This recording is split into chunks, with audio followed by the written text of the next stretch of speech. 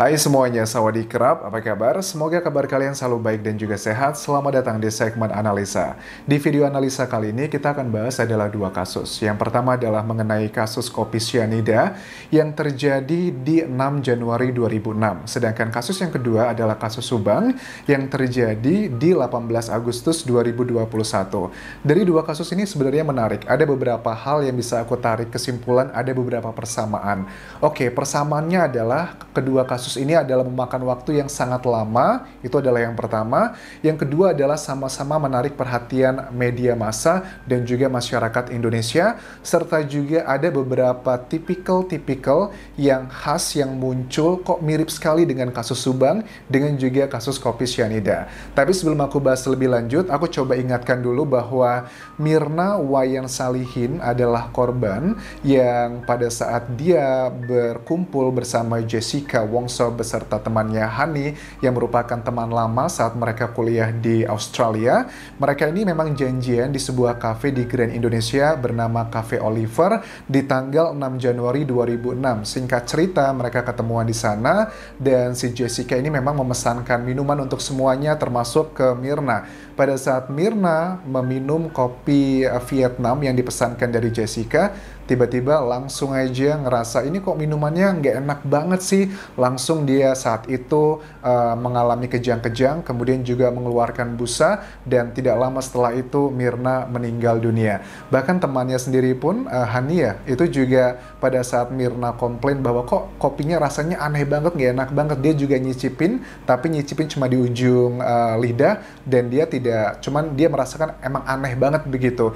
Itu bisa menandakan bahwa memang dia nggak ngerasa bahwa itu adalah hal yang reaksi normal. Kalau kita punya teman kan, kita lagi kumpul sama teman gitu, kemudian kok rasanya nggak enak banget sih, masa sih nggak enak, apa jangan-jangan udah basi, coba aku cicipin. Itu adalah reaksi hal yang wajar, tapi berbeda dengan Jessica. Dan ini pun sudah dengan alat-alat bukti yang sudah dikumpulkan dari tim penyidik saat itu.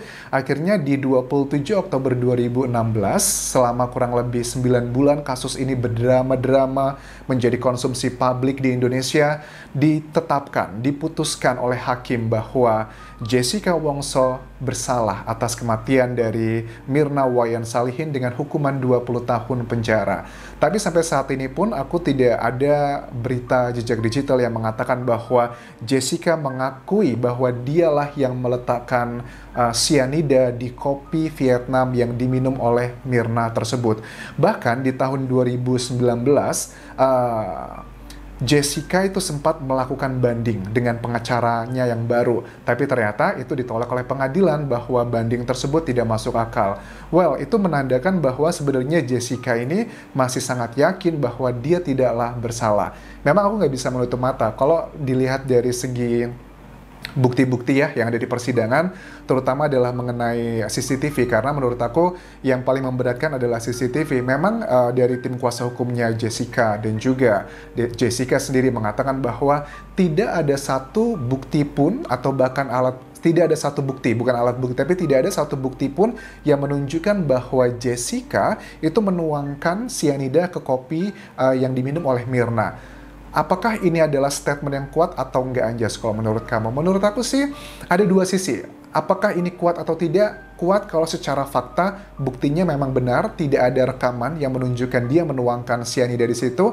Tapi kalau untuk menuju ke alat bukti sudah sangat kuat sekali. Maksudnya seperti apa? Logikanya siapa yang memesankan minuman? Itu adalah yang pertama. Yang memesankan adalah Jessica. Kemudian dengan beberapa detail di CCTV tersebut, misalkan ya yang disiapkan minumannya, kemudian temannya Hani itu menyicipi juga tapi Jessica tidak menyicipi. Itu adalah beberapa hal yang sangat menguatkan sekali untuk menuju bahwa Jessica adalah orang yang meletakkan racun cyanida di kopi miliknya Mirna. Karena logikanya begini ya, untuk mengetahui misalnya kayak api, masa sih api itu panas? Emang kamu pernah megang api? Bagaimana mungkin kamu percaya bahwa api itu panas, tapi kamu tidak pernah menyentuh apinya? itu nggak ada buktinya. Nah, ini juga logikanya menurut aku juga sama. Untuk mengetahui apakah api itu panas atau dingin, kita nggak perlu harus menghancurkan diri kita untuk mengetahui tersebut. Ini pun juga sama dengan kasusnya Jessica. Menurut aku kalau secara bukti, mungkin buktinya tentang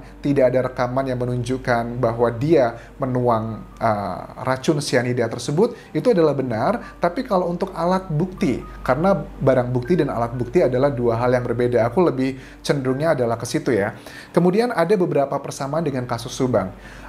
Aku lihat ya dari jejak digital dari kasus cyanida ini, itu kan dari awal kasus ini muncul, di mana itu adalah di bulan Januari 2006, sampai Oktober tanggal 27 adalah putusan. Itu kan kita melihat bahwa Jessica itu suka sekali ya tampil di media massa. Dia menikmati sekali wawancara di semua TV-TV besar Indonesia, mulai CNN, Kompas TV, Metro TV, you name it, hampir semua TV ada wajahnya Jessica. Sepertinya dia itu menikmati publisitasnya, memberikan keterangan-keterangannya, dan dia sangat terlihat tenang sekali. Nah, apakah ini juga sama dengan di kasus Subang? Tentunya aku tidak bisa mengejudge ya, tapi sebagian netizen pun sudah berpikir persamaannya adalah sama-sama bahwa di kasus Subang itu banyak sekali saksi yang sepertinya nyaman berbicara di media massa, memiliki YouTube, disupport dengan teman-temannya, dan intinya juga itu kan nanti akan di-quote oleh banyak media online, sama-sama menjadi perhatian media massa, dan sama-sama juga sepertinya mereka tidak anti dengan publisitas. Itu adalah yang pertama. Yang kedua atau ketiga lah, lupa. Tapi yang berikutnya adalah kita juga melihat kalau dari kasusnya di cyanida ini, ayah dari Mirna itu kan sangat, ya karena memang beliau adalah orang yang sangat powerful, sukses di bidangnya. Beliau mengatakan begini, aku lihat wawancara dengan Aiman ya, di kayaknya di akhir Maret 2016 begitu. Ayahnya Mirna itu sangat tegas mengatakan bahwa dia sudah ada kecenderungan curiga dengan Jessica. Padahal pengadilan itu baru memutuskan bahwa Jessica adalah yang bersalah adalah di bulan Oktober, 27 Oktober. Tapi di bulan Maret itu ayah dari Mirna sudah memiliki tim sendiri.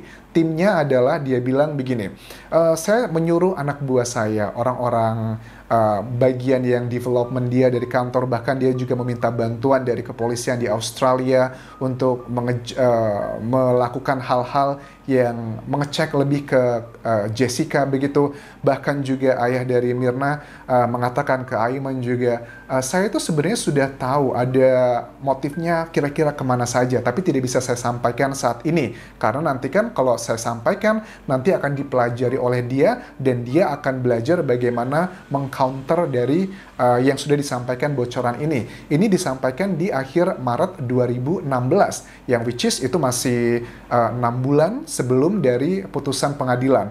Artinya apa? Dari sini tuh ada banyak hal juga yang muncul di media massa, seperti di kasus Subang juga ada beberapa hal yang dikategorikan bisa menuju ke alat bukti, tapi bedanya adalah begini, kalau untuk kasusnya Mirna ini kan, Jessica ini yang memberatkan dia tuh hanyalah di CCTV aja gitu. CCTV aja yang memang dia berdekatan sekali dengan waktu kematian.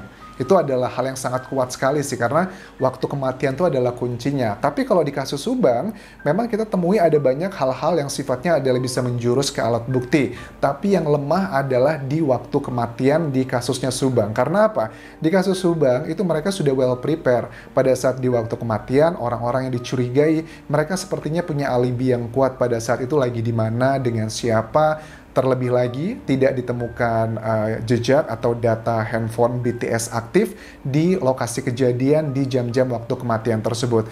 Jadi itu adalah hal yang menurut aku sangat memberatkan di kasus Subang, kayaknya agak sangat sulit sekali terungkap. Kalau di kasusnya Jessica kan butuh waktu 9 bulan ini, proses pengadilan sampai keputusannya 20 tahun penjara. Kalau kasus Subang itu udah memasuki bulan berapa ini? Hampir 6 bulan ya. Waduh, aku agak sedikit deg-degan ini. Apakah kasusnya Subang ini akan menyamai kasusnya kopi cyanida atau tidak begitu? Atau bahkan lebih, kalau kasus cyanida kan 9 bulan. Apakah kasus Subang akan bertahun-tahun baru akan ketahuan siapakah pelakunya? Ini adalah yang masih menjadi pertanyaan sangat luar biasa. Nah, kembali ke masalah motif sendiri Anjas. Kalau motif yang disampaikan oleh ayahnya Mirna di wawancara Aiman itu di akhir Maret 2016 ya. Di situ dikatakan bahwa motifnya adalah karena sakit hati. Sakit hati ini apakah jangan-jangan si Jessica itu sempat naksir dengan Mirna, atau sakit hati karena Mirna kehidupannya lebih sukses, sudah punya suami, atau sakit hati karena Mirna pernah memberikan nasihat mengenai pacarnya Jessica di Australia dengan cara yang tidak sopan. Nah, itu adalah hal-hal yang sampai saat ini pun kita masih belum menemukan jawabannya, karena si Jessica pun tidak ada keterangan mengatakan bahwa saya adalah pelakunya, mengakui tidak ada. Dan sepertinya masih menyangkal karena kan di 2019 Jessica mengajukan banding yang itu mengindikasikan bahwa dia adalah bukan pelakunya. Nah, ini juga sama dengan kasus Subang. Apakah motifnya karena sakit hati? Sepertinya kemungkinan besar mengarahnya ke sana karena tidak ditemukan kehilangan barang-barang di lokasi kejadian, ataupun juga tidak ditemukan kerusakan di lokasi kejadian. Mungkin saja sakit hati ini adalah yang sangat luas ya. Terus juga penyidik mengatakan di awal adalah karena sakit hati mungkin dengan permasalahan dengan orang dekat atau orang dekat yang melakukan eksekusi tersebut. Nah, orang dekat ini kan juga masih sangat subjektif, apakah dekat secara fisik, dekat secara hati, atau dekat secara pikiran, dan itu kan yang masih menjadi perdebatan sekarang. Tapi sama-sama sih kalau aku melihat dari kedua kasus ini sama-sama menarik perhatian masyarakat, tapi yang sangat berbeda adalah di mana reaksi dari ayah korban. Kalau dari ayah korban di kasusnya kopi sianida, memang kita bisa melihat effortnya sangat luar biasa, karena make sense, tidak ada satu orang pun yang curiga dengan ayah korban. Tapi kalau untuk sang suami pun sempat ada kok, suami dari Mirna pun agak dicurigai apa jangan-jangan kong kali kong dan sebagainya. Tapi kan ternyata tidak ada fakta-fakta yang menjurus ke dia, ya nggak bisa dipaksakan juga motifnya ke sana. Tapi kalau untuk kasus Subang, memang suka nggak suka dari awal kasus ini muncul di 18 Agustus 2021, nama-nama yang ada di kasus Subang tersebut seperti Yosep, kemudian juga Yoris, itu adalah dua nama juga yang sudah mulai menjadikan kecurigaan dari warga sekitar. Itu kan kita ketahui itu, jadi make sense kalau mereka mungkin tidak terlihat sebegitu membela korban. Ada orang yang berpendapat seperti itu, tapi aku yakin sih seberapapun pendapat orang di luar sana yang mengetahui isi hati dari kedua hati Yosep dan juga Yoris adalah mereka sendiri, karena kan apa yang kita lihat di media massa itu kan tidak semuanya adalah secara keseluruhan. Kadang juga ada hal-hal yang jatuhnya adalah sifatnya framing, karena tidak bisa menutup mata kasus di Subang ini sangat tinggi adalah dugaan konspirasi dan juga framing-framingnya. So, I think that's all yang bisa aku bahas mengenai kedua kasus ini secara simple aja, perbandingan antara kasus kopi sianida dan juga kasus di Subang. Kita nantikan ya, mudah-mudahan samalah minimal seperti kopi sianida gitu kan ya, prosesnya 9 bulan sudah ketahuan siapakah tersangkanya, langsung dieksekusi, diberikan hukuman di situ. Dan kasus Subang sudah 6 bulan, mudah-mudahan gak nyampe 9 bulan, mudah-mudahan di Februari ini penyidik Polda Jabar diberikan kemudahan untuk mengungkap siapakah para pelakunya. Ingat ya, ada nama baik kepolisian yang sedang dipertaruhkan di sini, tidak hanya nama baik kepolisian di daerah Jawa Barat saja, tapi juga kepolisian secara umum. Sampai ketemu lagi di video berikutnya, kopun krab semuanya, bye-bye.